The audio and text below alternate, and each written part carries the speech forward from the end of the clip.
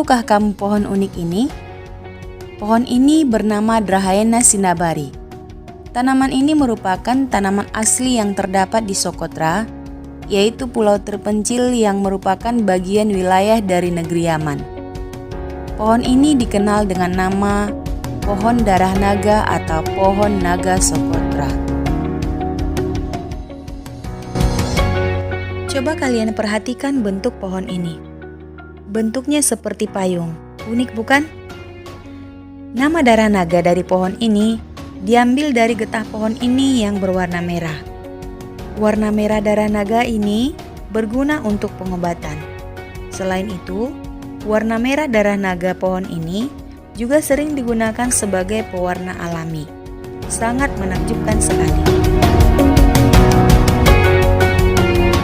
Keunikan dari pohon darah naga ini itu baru satu dari miliaran tanaman unik yang tumbuh di dunia. Dan bahasan-bahasan menarik tentang spesies-spesies di dunia akan kita pelajari dalam satu ilmu yang dinamakan biologi. Ada apa dengan biologi? Halo anak-anak ibu kelas 10 semuanya, bagaimana kabar kalian?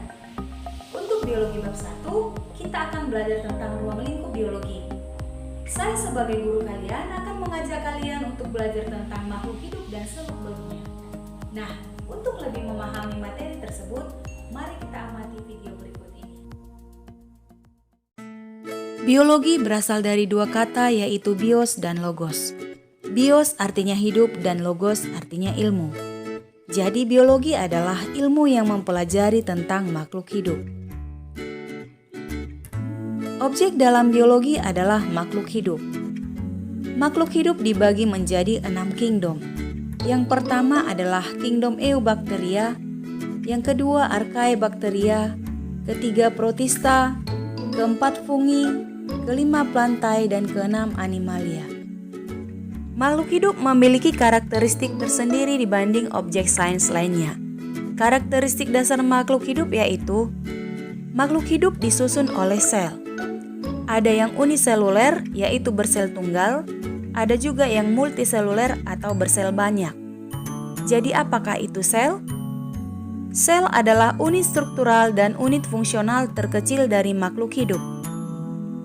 Sel dikatakan sebagai unit struktural artinya setiap jaringan, organ, sistem organ, dan organisme tersusun atas sel. Sedangkan sel dikatakan sebagai unit fungsional artinya di dalam sel terjadi aktivitas kehidupan seperti respirasi, ekskresi, reproduksi.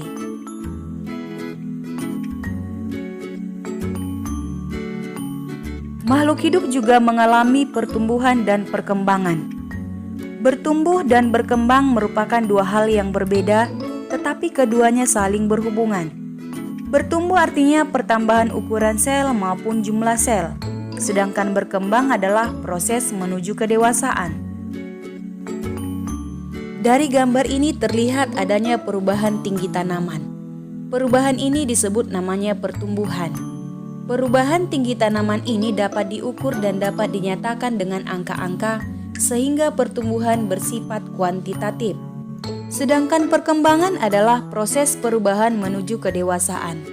Dapat dilihat dari gambar ini, perubahan dari biji menjadi kecambah, kecambah menjadi tanaman kecil menjadi tanaman dewasa. Ini disebut namanya perkembangan.